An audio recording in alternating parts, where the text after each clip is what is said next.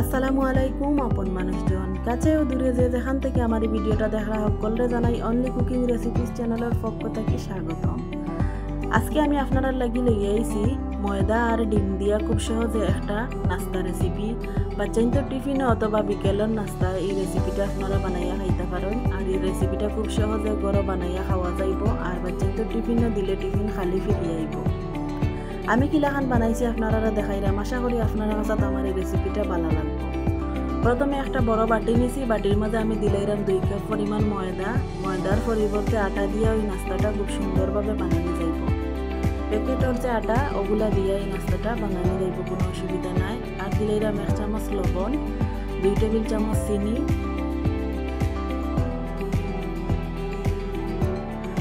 দিলাম আমি এখানে 2 চামচ ইস্ট দিয়ে এই নাস্তাটা আমি বানাইলাম।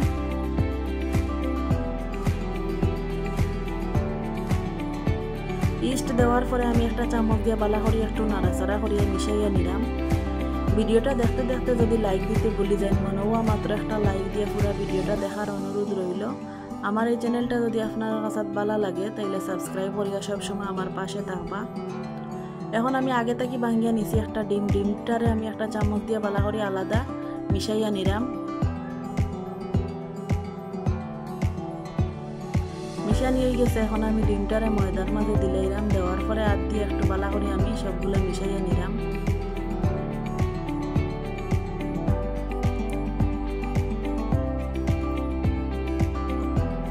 এই নাস্তাটা আপনারা যে কোনো সময় ঘরে বানাইয়া খাইতে পারেন, বাইরে থেকে আর কেনার দরকার হইতো না। এখন আমি কুসুম গরম পানি দিয়ে একটা খামির বানাইয়া নিব। এখানে অত বেশি টান গরম পানি দেওয়া যাইতো না, না হয় ডিম জমি দিব, যেহেতু ডিম দেওয়া আছে। এখন আমি আস্তে আস্তে একটু বালা করে মিশাইয়া নিলাম।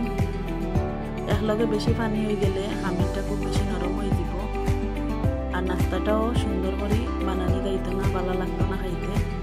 আস্তে আস্তে মিশানির পরে আমি বেশি সময় দেখবো আমার খামিরটা ওলাখান একটু আটালো ভাব হয়ে গেছে, হাতটা কি ছুটেন না। তখন আমি দিলাইলাম কেন 1 টেবিল চামচ সয়াবিন তেল দেওয়ার পরে আবারও আমি একটু বালা করি মিশাইয়া নিলাম। 4 থেকে 5 মিনিট ধৈর্য ধরিয়া এই খামিরটারে বালা করে মিশাইয়া নিতে হইব। যত বেশি মিশানি ভালো হইব তত বেশি নাস্তাটা পারফেক্ট হইব, খাইতেও ভালো লাগবো।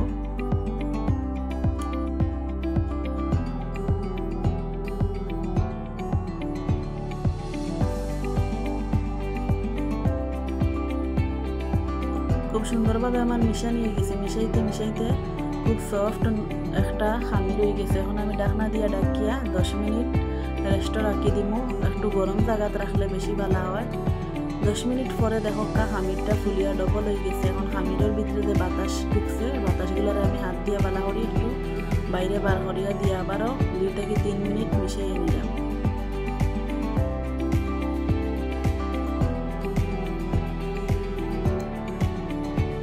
মিশানি হয়ে গেছে, এখন আমি নাস্তার শেপ দিলাম। নাস্তার শেপ দেওয়ার লাগে আমি একটা বোর্ডের উপরে কিছু শুকনা ময়দা নিছি, ময়দাগুলোর একটু ছড়াইয়া ছিটাইয়া দিলাম। এখন শুকনা ময়দার উপরে আমি খামিরটা দিয়ে হাত দিয়ে একটু চাপিয়ে একটু গোল করিয়া নিলাম।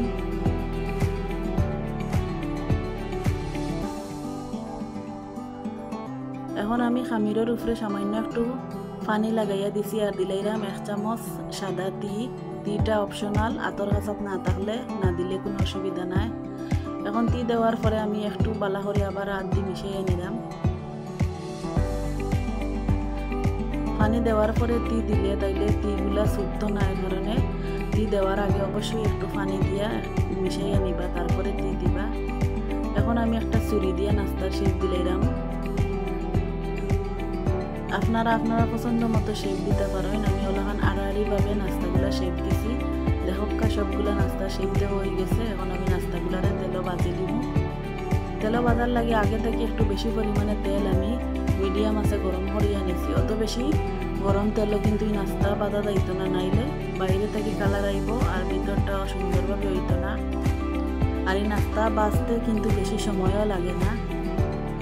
সবগুলা নাস্তা আমি একলগে দিতাম না, একলগে দিলে প্যানের মধ্যে জাগা হইতো না। আর এইগুলা তেলও দেওয়ার পরে ফুলিয়া ডবল হয়ে যায়। দেখো আস্তে আস্তে নাস্তাগুলা ফুলা আরম্ভ হয়ে গেছে। এখন আমি একটু চামচ দিয়ে একটু নাড়াচাড়া করিয়া দিলাম। উল্টাইয়া পাল্টাইয়া আমি নাস্তাগুলারে একটু বাজিয়ে নিব। খুব সুন্দর যে সময় একটা কালার হইব তখন আমি নাস্তাগুলারে নামাইয়া নিব। দেখো এক সাইড একটু মোটামুটি কালার আইছে, এখন আমি উল্টাইয়া দিলাম।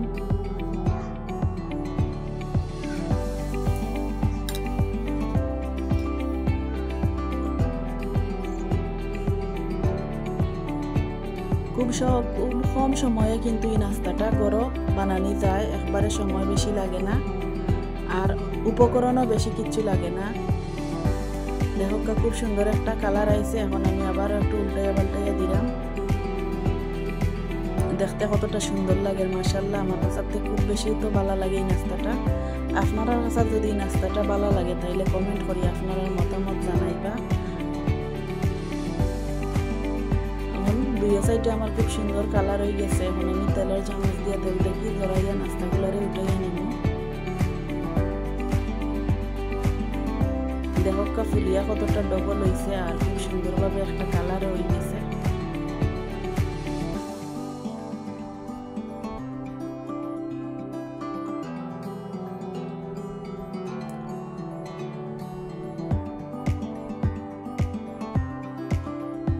ওলাখান করি আমি বাকি নাস্তাগুলাও বাজিয়া একলগে আপনারা পরিবেশন করিয়া দেখাইমু। দেখো আমার এই নাস্তাগুলা তেলটা কি তুলা হয়ে গেছে, বাকিগুলাও আমি বাজিয়া মিশি একলগে এখন আপনারা পরিবেশন করিয়া দেখাইলাম। কতটা নরম হয়েছে ভিতর থেকে আর দেখতে খুব সুন্দর লাগে।